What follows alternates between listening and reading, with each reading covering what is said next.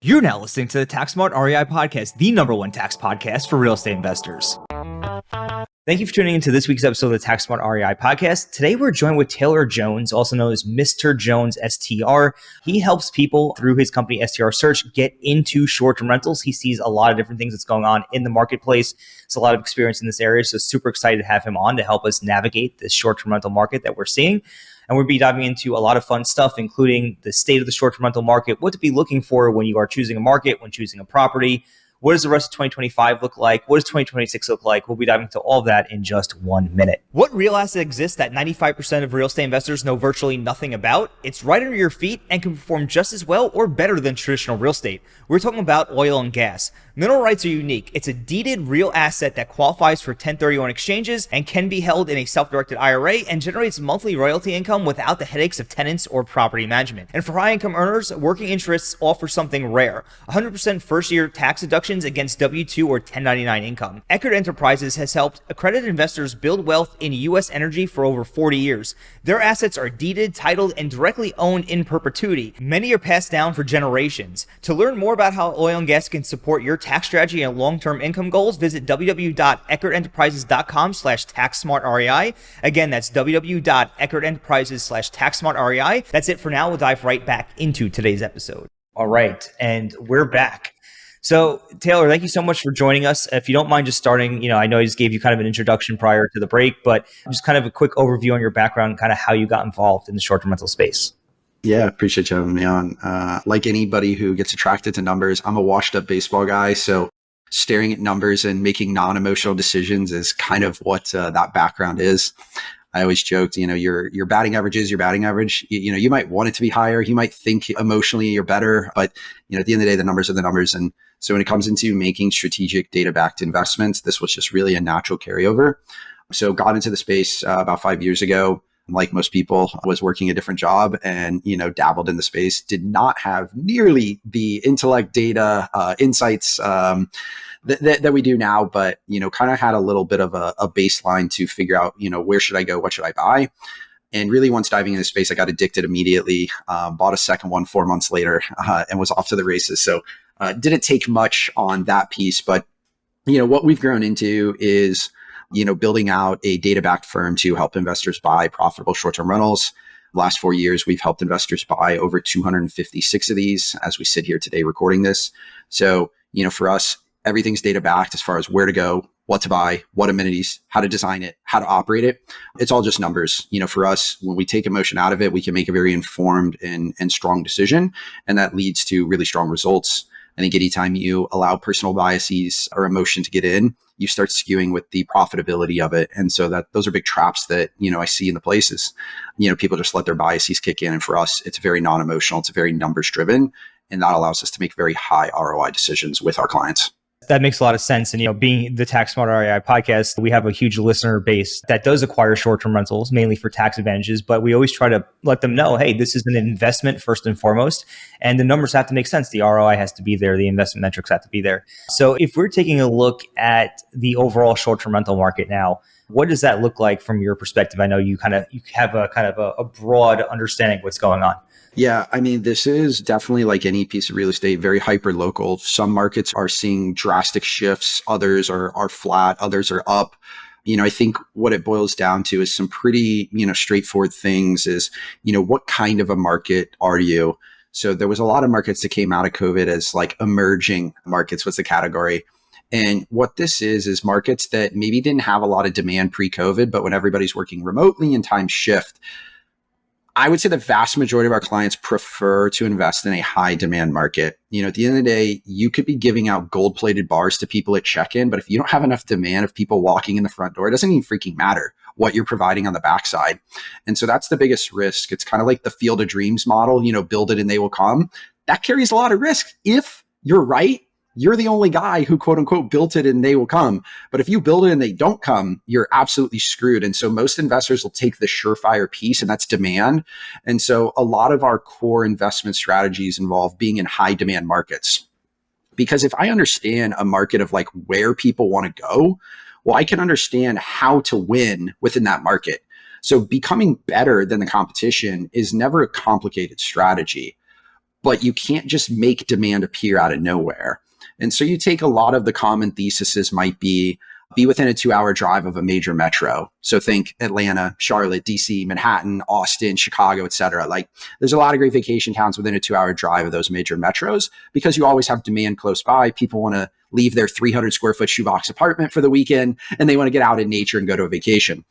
You also take the national park thesis, which obviously, again, no shocks here, but you have built-in demand. They're not getting rid of that national park. I don't know that Yosemite or the Smokies are going anywhere last I checked. So you have obviously these built-in demand drivers, and those are things that people look for. There's also demand risk. Take a market like Disney there in Kissimmee, Orlando area. When Disney closed during COVID, there is nothing else to do in South Orlando. I could tell you as someone who was born in North Orlando, there is nothing to do in South Orlando except go to the theme parks. So when your entire investment thesis is built around one thing, if you have market demand or market shift on that one thing, that carries risk. And you're actually seeing it in that exact market right now. Cost of tickets has soared, whether that be inflation, whether it be other factors. You can't take a family to the theme parks now for under $4,000, $5,000, $6,000. And so that's hurting it. And you're seeing attendance numbers drop, which naturally means there's less people visiting the area, but supply is still high. A lot of those people didn't sell their houses and no one's really signing up to live in South Orlando. Last I checked, you're right in the tourism heart there. So those are things you have to look at when understanding a market. But at a preliminary basis, I would say we really tend to lean towards high demand markets and then figuring out what is the best path to win and be a top 5, top 10% in this market. That's kind of the core thesis that a lot of our clients have held on to. It doesn't carry as much risk as going into a emerging market where you're hoping demand is sustained or you hoping demand comes. That could cost you a lot of money because at the end of the day, you just can't charge a premium enough to cover your monthly nut. That makes a lot of sense. Ryan, do you have any follow-up questions for that? Yeah, I was going to ask, as you're talking about kind of winning in a high demand market, what does that look like for you guys and what you recommend for people you work with, clients? I can imagine you might say something about amenities and adding amenities, but would love to hear if there's more than that, or if there is just mainly that right now, if it's kind of an amenity play. What is that specifically, and is there just more you could add into that? How do you guys win? Yeah, as a whole, amenities and design are what is winning right now as we sit here in 2025 recording this. So you have to have elite design and great amenities. Location will only carry you so far, and it also depends on your segment. Now, sure, if you're super close to Fenway Park and that's the thesis, great. But again, in some of these more non-traditional vacation markets, location's going to play. But let me take coastal Florida, for example. And this is a really good lesson I like teaching people. Whether you're a 5-minute drive or a 15-minute drive to the beach does not affect the revenue. So you got to think about this logically from a consumer standpoint. If you have to drive 5 minutes to the beach, you still have to load the car, get the umbrella, the cooler of beer, the kids, and lug everything. And so whether you drive 5 or 15 minutes is completely irrelevant. Number two, no one spends 100% of their Florida vacation at the beach. You're only there for X amount of hours, then you go back to the house. And sure, everyone has a swimming pool, but the kids can only swim for so long before they're bored. So if you have a traditional Florida house where it's the swimming pool, 3 feet, and then the fence, those kids are bored very quickly. Mom, what else can we do? Hey, I'm bored. And I'll tell you, I would rather be 15 minutes away with a huge 1/4-acre lot and have a playground, a miniature golf, a pickleball court, a cornhole, a giant chess, and the swimming pool versus being 5 minutes away and not having that, because I will be able to charge an insane premium for the same exact experience. And what you'll notice also is when you're a 15-minute drive to the beach, you're also paying several $100,000 less in basis. So at the end of the day, your debt matters. You got that debt payment every month, whether you rent out that property for $1 or $1 million. So it's being priced as though it's the consumer livable side. Oh, well, I'm 5 minutes away from the beach. Yes, that carries more cachet if you were moving into the house. But when I'm looking at this from an investment piece is why would I pay $700,000 when I could be 10 minutes further away from that house and buy it for $500,000 with a significantly cheaper debt payment? And then, oh, by the way, the houses are bigger lots. You get closer to the beach, the lots are smaller, the houses shrink up. It's just basic real estate unit economics, but people don't think about the practicality side. So this is where when you mix personal biases, again, you're not moving in. Now, there is a difference, though, between walking to the ocean and driving. Yes, that is a difference. But if I've already eliminated that walking piece of it and I've taken those pieces of data out of the comp set, driving 5 minutes versus 15 does not freaking matter. And so that's really what you have to start looking at. Certain amenities are going to win in certain markets. Pickleball courts are the ultimate cachet right now. They carry a lot of weight. Swimming pools are huge. Depending on the market, a house with a pool versus without will typically yield between $30,000 and $70,000 in revenue difference on a per bedroom basis. So again, obviously in places like Arizona, Texas, Florida, they're worth their weight in gold. But even in the non-vacation markets, take like a mountain market, you have a rare amenity that not a lot of competitors have. So depending on the market, a home with a pool in Miami versus not, you're going to see somewhere between a $30,000 and $70,000 revenue difference on average. So again, you just have to understand what works, what doesn't. Pickleball courts are worth a lot. We see markets where having one in your backyard versus not is somewhere between a $30,000 and $50,000 revenue difference. So, there's places where straight up, if I don't have room to put a pickleball court in the backyard, I won't even freaking buy the house. Just not even worth it.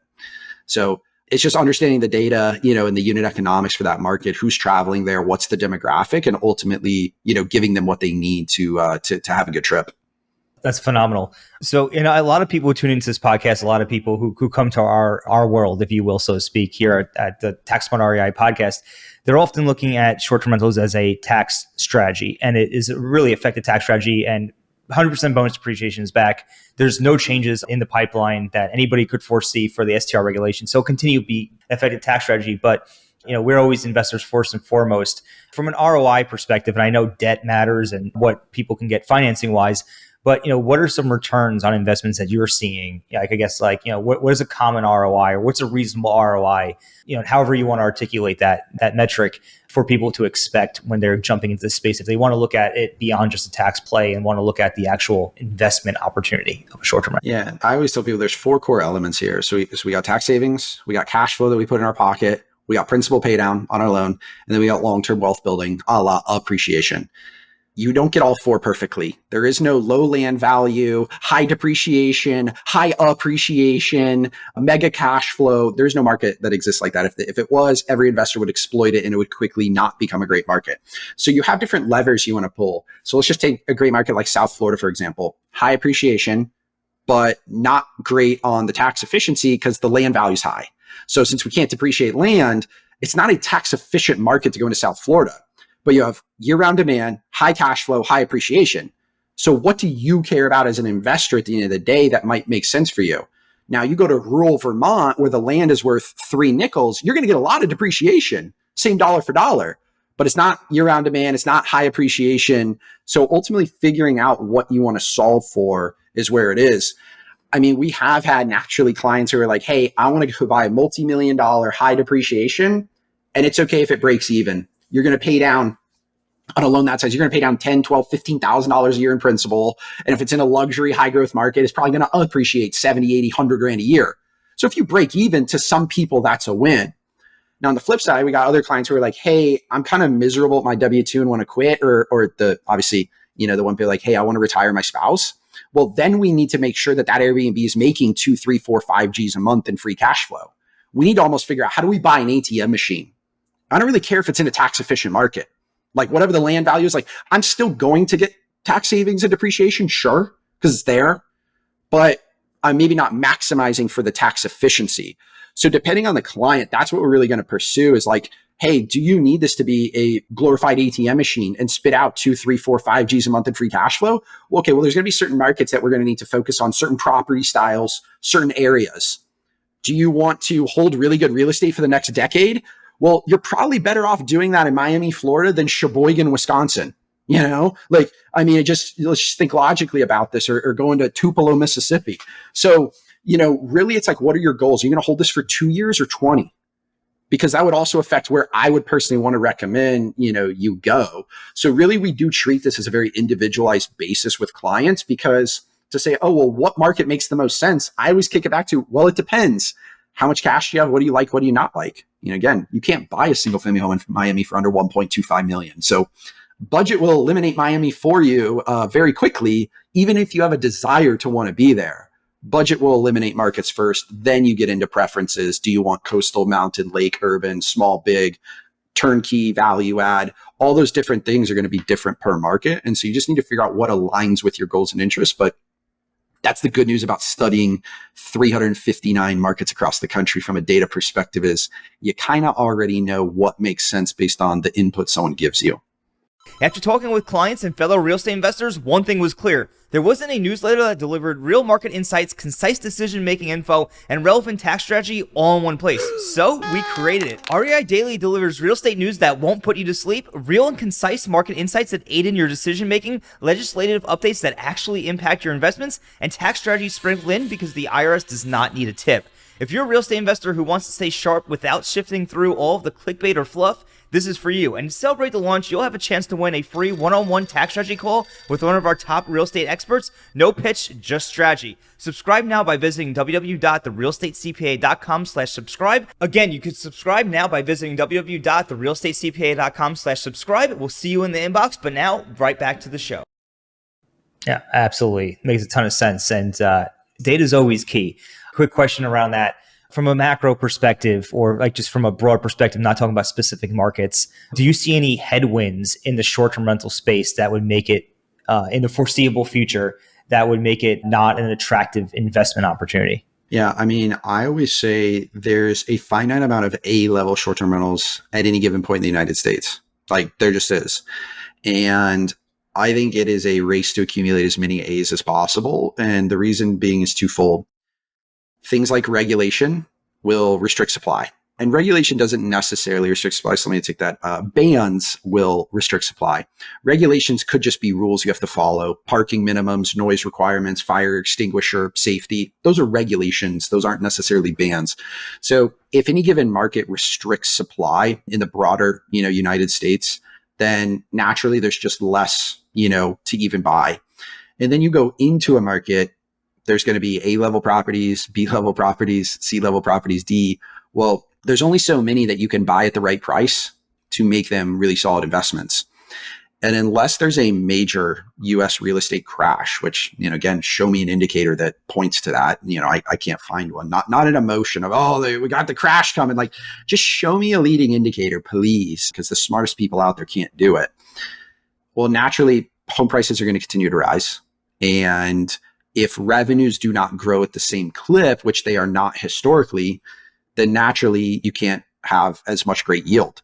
So to me, I think this is definitely a race to go grab as many A's as possible, because at some point in the distant future, what's considered acceptable shrinks. I mean, look at any other real estate asset class that's more mature than short-term rentals. Look at self-storage, look at multifamily.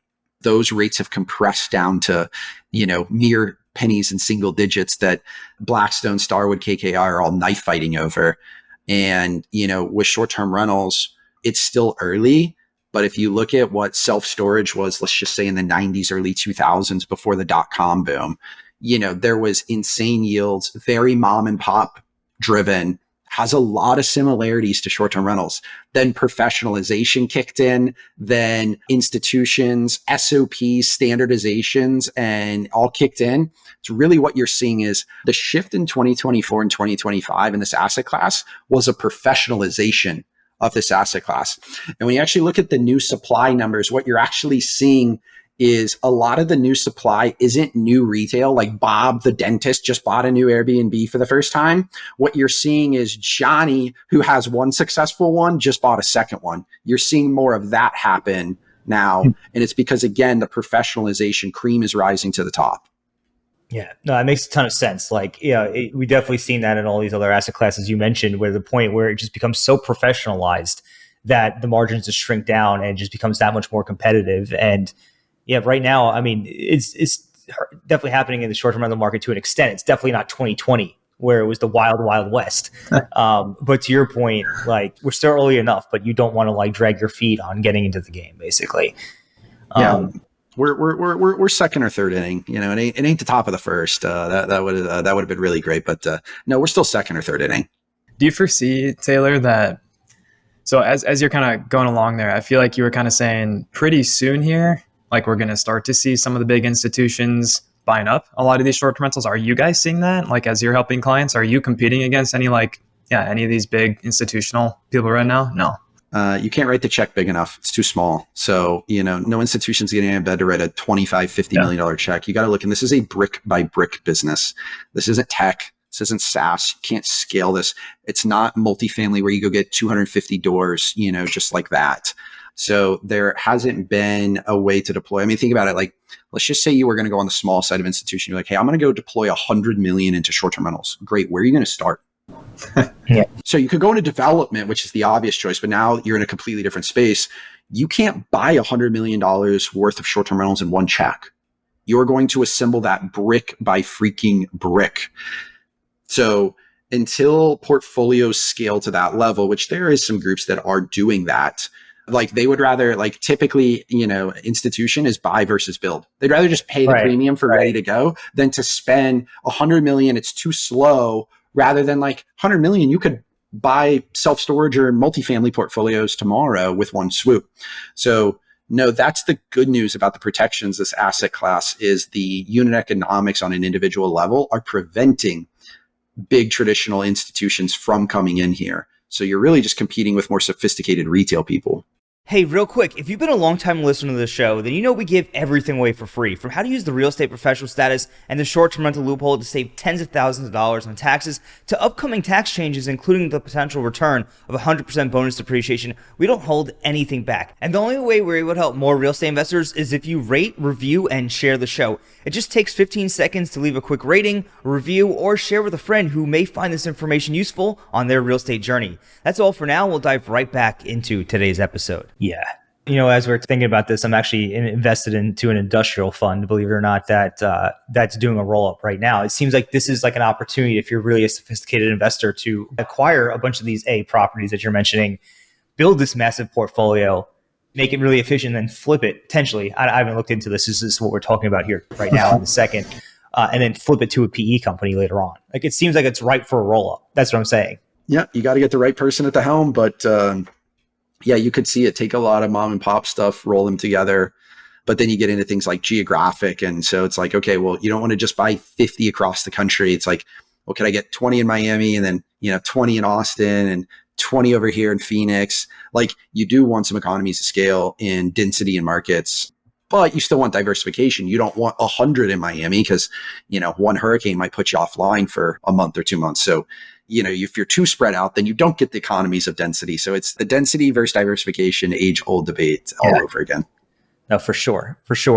Shifting gears just a little bit here, getting maybe a little bit more tactical into the tactical side of things. One of the major questions that I've been getting recently from probably literally hundreds of investors at this point is, how long would you say it takes to get into this? Like say, okay, today I decide, hey, I'm going to decide today I want to get into a short-term rental.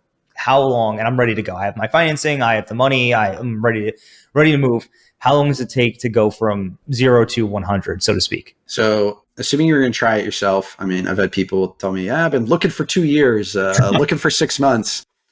You go with a professional firm like ours, our average client goes under contract in 32 days. So I would say 4 weeks. So from onboarding call where we'll dive into, what's your budget? What are your preferences? What do you like? What do you not like? What's your risk tolerance, et cetera? Once we know that, we can start looking at deals right away. That's easy. We're pouring over 250 to 300 deals a day across, the top 30 high-performing vacation markets in the country. So that's easy.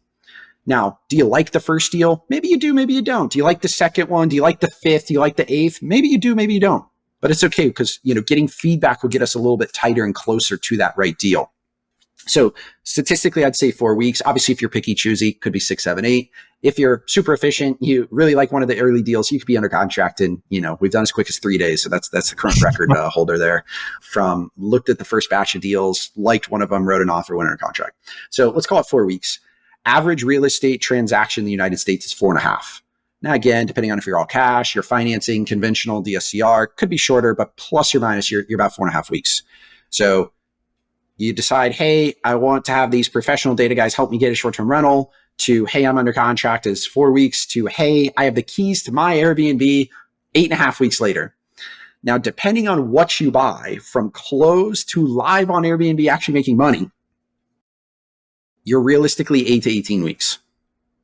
Now, if it comes furnished, sure, you could in theory relist it the next day, but you're buying an existing short-term rental, which could be good or could be bad. So if you're buying somebody else's B or C level property, Well, if you don't make any changes, you now own a B or C level short-term rental, and you're going to get B or C level results, which maybe those are good enough for you.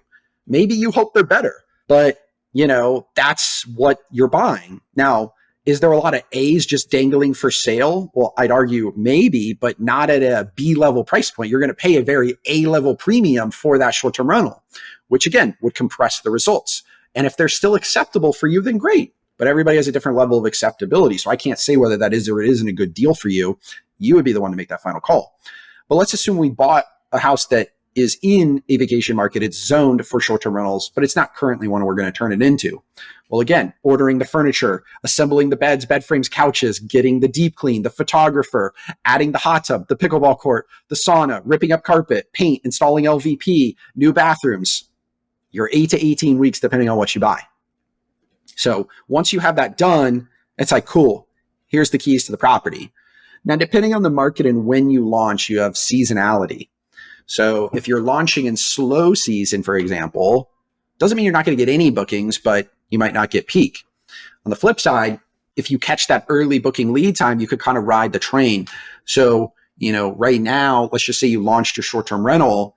It would be ideal if you were in, per se, like a ski market that had a really good December, January, February. You're going to capture that booking lead time as we go. If you invested in beautiful North Carolina or Tennessee right now, the fall leaves changing, bro, all the people already booked a couple months ago. So you're just getting all the last minute ones. And don't get me wrong, it's peak season right now, but you're capturing all the last minute travelers versus the heavy planners. The heavy planners will always pay a premium.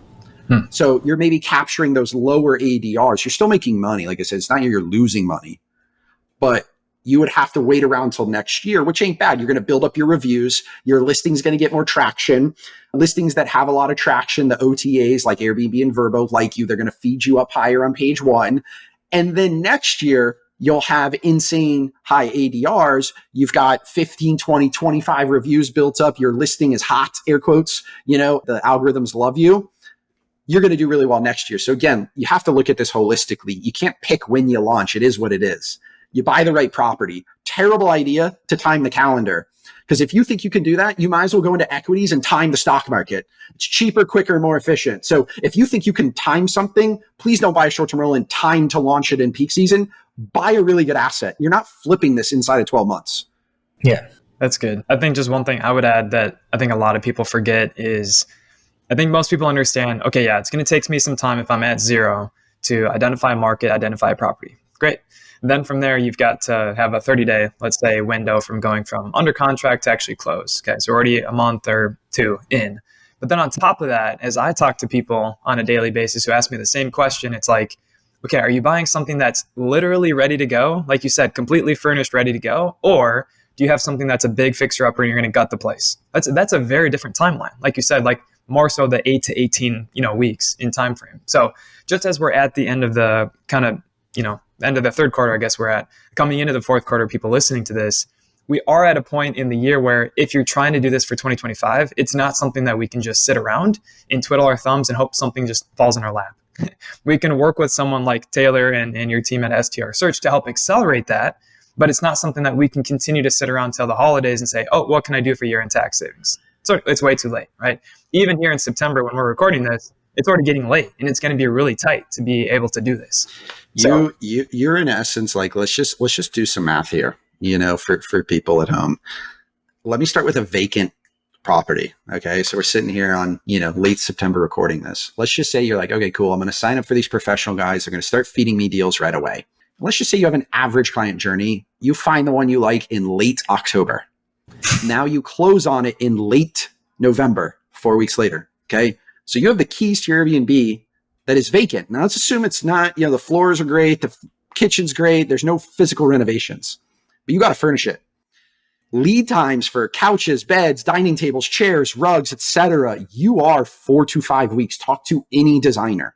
Now, sure, you can Craigslist this thing to get it ready quicker, but that's the results you're going to get. So just literally trying to order furniture, you're 4 to 5 weeks. Then you have a week of 2 to 3 dudes assembling all the beds, bed frames, couches, assuming you don't want to do it. I mean, again, my very first one, went up to North Georgia. I'm a Floridian. And I was like, oh, me and the wife, we'll bang this out over the weekend for our little 3-bedroom cabin.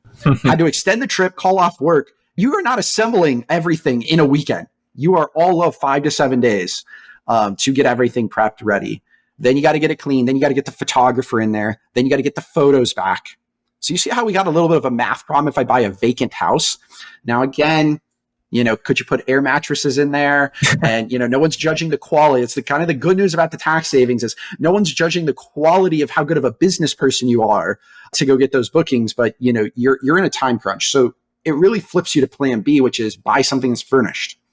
And then that just goes right to what you said is like, well, is it any good? Are you buying somebody else's scraps? Are you paying a premium?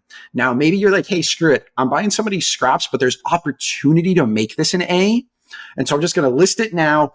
2025 is just tax. Not really caring about cash. Yep. Then I'll close down on January 1st. So after, the New Year's Eve guests kind of shake off their hangover and check out, I'll close down, brand new furniture, get the designer, add the hot tub, add the pickleball court, do this, and then go relaunch in February or March with new photos. And now you're cash flowing strong and it's a good A-level asset. So you can buy a B today, turn it into an A.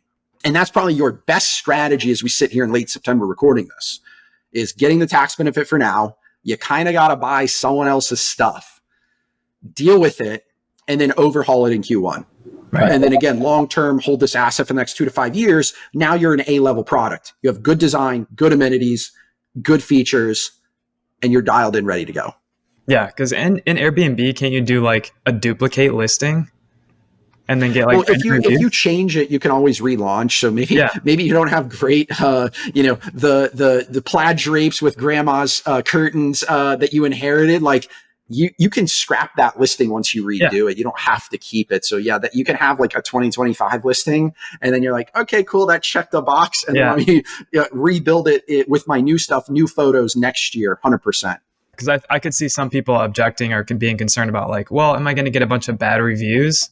Well, if your whole thing is a tax savings, do what Taylor just said, and then relaunch with 0 reviews, a new one next year. And remember, just because you got carpet and old furniture doesn't mean you're going to get bad reviews. Now, if you try to price it like the Ritz-Carlton, you're going to be in trouble. But if you own the Motel 6 and you price it as a Motel 6, people are like, great, this was great value. It checked a box. So you kind of got to know, like, are you the Holiday Inn? Are you the Four Seasons? You kind of got to know what you are. And again, you can't price yourself above. Otherwise, that's where you'll get crushed on reviews. But just because you have what we might call an ugly or outdated product doesn't mean necessarily you're going to get bad reviews. Now, if you price it as an outdated product, then sure, it matches expectation. You only get bad reviews when expectations aren't matched. Pretty simple. Yeah, price has to deliver value, right? And Bingo. A great way that you just said it. Like if you're charging a premium price, you have to deliver premium value. Otherwise, you're going to get bad reviews. It's a good business sense. But this is all phenomenal advice, all phenomenal. So basically, it sounds like if you're trying to finish 2025 strong here, you want to make sure you're buying in the right market, because real estate's all about location. Unfortunately, you typically can't move the property, right? Where you buy the property is usually where it stays. So that seems like the most important part, because you could always, get the stays in there, price it appropriately for what it is today, and then, rebrand and re-execute, redecorate next year and turn it into that A product that we're talking about here today. Having said that, Taylor, we know that you guys at STR Search, you guys literally are like the cream of the crop when it comes to helping people get into STRs that are actually viable investments, right? How can investors, learn more about what you guys have going on? And if they did want to, work with you guys to get into a short-term rental, how could they go about doing so? Yeah, I mean, we try to put out a lot of great content, strsearch.com. So, we've got, really a full slew of videos, educational. So, stuff with, you guys on tax savings, how data works. We're pretty transparent. We'll show you exactly how the sausage is made. And if you want to scroll Zillow and try to find something, like, great, go for it. But if you want to hire a professional who can kind of white glove handhold you through the entire process, and someone who's done it 256 times with other investors, then that's kind of what we're here for, is, making sure people are making high ROI decisions. Because I think the last thing you want is you buy a short-term rental. It's like, oh, sweet, I saved 50 grand in taxes. And then your Airbnb loses 25 G's a year. And now you just have a time problem, because here in a couple of years, you're now underwater on that house, air quotes, from an investment standpoint. It doesn't make sense anymore. It made sense in year one. You save 50 grand, but then you lose 25 grand. You're still net positive. We want our clients to not only save 50 grand, but put 25 grand in their pocket. Now it becomes, something you're like, okay, great. And so all of that's just, like I said, data backed, having a team of data analysts to, dive into markets, look at properties, understand what amenities, having, good boots on the ground help from a construction and design standpoint. And then lastly is operating it really freaking well. You can't just list a property anymore. You have to list it strategically, optimize for SEO, like we talked about, dialing in your pricing strategy. Those are things we're going to help our clients with so that they can be successful, because this is a 3-pillar business. You do need to buy a good property in a good market. You also need to renovate and design it well, and you do have to operate it. If you only do 2 out of 3 pillars, you can still not make money in this asset class. So just having the keys to a beautiful looking property isn't enough. You still got to deliver it home on pillar 3, which is operations. So again, being able to execute on all 3 is what we, want to make sure we're doing with our clients. So, again, head over to STR Search. We keep a Calendly right on the website. We're happy to talk through anybody's individual situation, can look at how it can work, what you're interested in, and see if it's a great fit, for what we can help with. All right, awesome. So we're going to go ahead and drop that into the show notes for anybody who does want to take that next step. Taylor, thanks again for joining us today. It's always a pleasure having you guys on and working with you guys on various things. So you guys heard it here today. Short-term rentals, a long-term investment strategy, not only a tax play. So thanks again for tuning in, and we'll catch you on next week's episode of the Tax Smart REI Podcast. The Tax Smart Real Estate Investors Podcast is for general information purposes only and is not intended to provide and should not be relied upon for tax, legal, or accounting advice.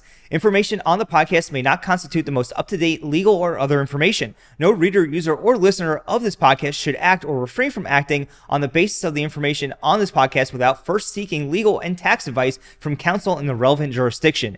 Use of and access to this podcast or any of the links or resources contained or mentioned within the podcast, show, or show notes do not create a relationship between the reader, user, or listener of the podcast and the host, contributors, or guests. Any mention of third-party vendors, products, or services does not constitute an endorsement or recommendation. You should conduct your own due diligence before engaging any vendor. For more information, reference the show notes or description of this episode.